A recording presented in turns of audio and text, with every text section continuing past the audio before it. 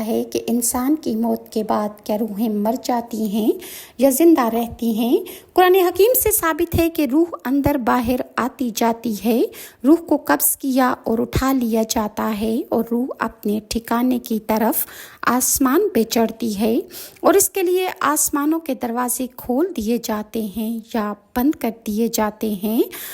قرآن پاک میں ارشاد ہے کہ کاش آپ دیکھتے جب ظالم سکرات موت میں ڈوبے ہوئے ہوتے ہیں اور فرشتے ان کی طرف ہاتھ پھیلا کر کہتے ہیں اپنی روحیں نکالو۔ اور قرآن پاک میں بعض جگہ ارشاد ہے اے مطمئن روح اپنے رب کی طرف واپس لوٹ جا، تو بھی اس سے خوش اور اللہ تجھ سے راضی ہے، اس لیے میرے بندوں میں میری جنت میں داخل ہو جاؤ۔ یہ اس وقت کہا جاتا ہے جب روح جسم سے الگ کی جاتی ہے۔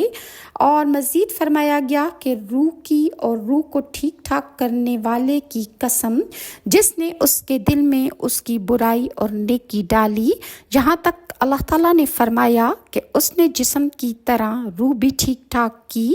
اور مزید فرمایا کہ جس نے تجھے بنایا پھر ٹھیک ٹھاک کیا پھر برابر کیا، بلکہ جسم کو اس لیے درست کیا کہ روح کا قالب بن جائے، اس لیے جسم کا درست کرنا روح کے درست کرنے کے تابع ہے، کیونکہ جسم روح کا محل ہے، جیسے قالب کسی چیز کا محل ہوتا ہے جس میں وہ داخل کی جاتی ہے۔ معلوم ہوا کہ روح کی بھی شکل و صورت ہے اور جسم سے مل کر حصی صورت اختیار کر لیتی ہے، جس سے انسان ایک دوسرے سے بلند ہو جاتا ہے، کیونکہ جسم کی طرح روح بھی متاثر اور منفعل ہوتی ہے۔ یعنی پاکیزہ جسم میں پاکیزہ روح ہوگی اور گندے جسم میں گندی روح ہوگی، جیسے انسان کے ذہن اور اس کے افکار ہوں گے اسی طرح روح بھی ہو جاتی ہے۔ اسی طرح مزید اللہ تعالیٰ نے فرمایا اللہ موت کے وقت روحوں کو پوری طرح لے لیتا ہے، اور جن کی موت نہیں انہیں خواب میں لے لیتا ہے، پھر جن پر موت کا فیصلہ ہو چکا ان روحوں کو اللہ تعالیٰ روک لیتا ہے